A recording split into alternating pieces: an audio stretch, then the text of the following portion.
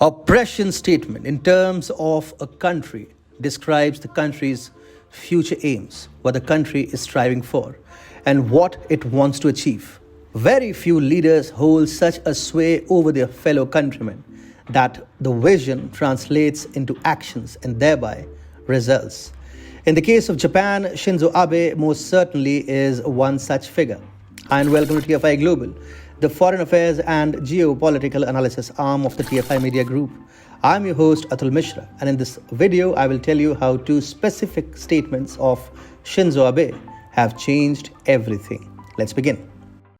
The way in which things are unfolding in Eastern Europe will have sure a significant impact on the rest of the world.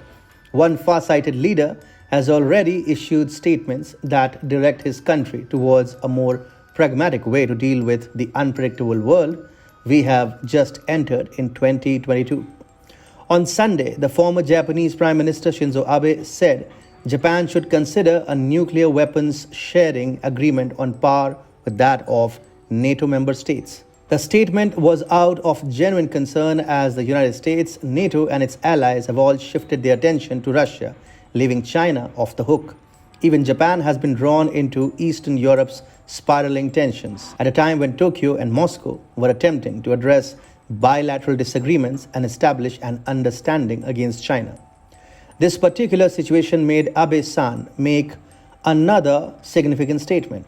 He also stated that the US should abandon its ambiguity on the question of Taiwan.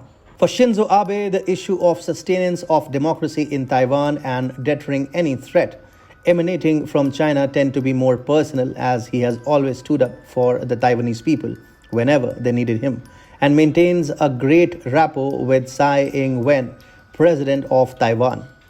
One cannot understate the importance of each and every word spoken by the longest-running Prime Minister of Japan in post-war history. The message of Shinzo Abe is very clear. Japan needs to move towards a more Asia-focused alliance. It needs to focus its energies and finances towards developing sustained security alliances with countries that have literal skin in the game when it comes to Indo-Pacific and Asia. With these statements, Abe-san has set in motion a realignment where we can see Japan coming closer to India and Australia, among other nations in the region.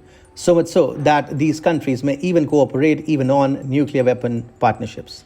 Hey, it's me, Atul. I started this channel. We started small, we went big. Suddenly, the Whitey police was after us. We dodged and ducked, but the algos got us really bad. So we designed our own app. It's free. We never asked for money, we never will. But the droid called us too sensitive and blocked us. We still have an Apple app. Join us and fast, because if you don't, we will cease to exist.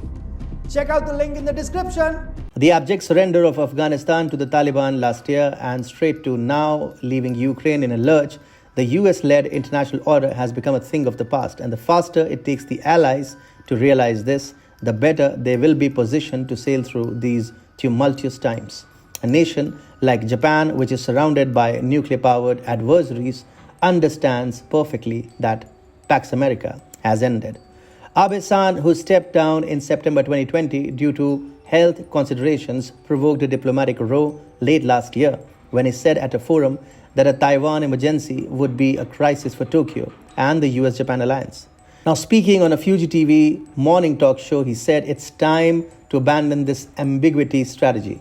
The people of Taiwan share our universal values, so I think the US should firmly abandon its ambiguity, adding that a Taiwan contingency is a Japan contingency.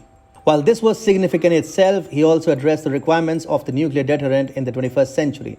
While this has been a hot potato topic till now, the Russia-Ukraine conflict has changed the dynamics among the policymakers in Japan. NATO's nuclear sharing agreements allow the United States to keep its nuclear weapons in Europe. He stated that many people in Japan are likely unaware of the system. Japan has already embarked on a relatively independent foreign and security policy.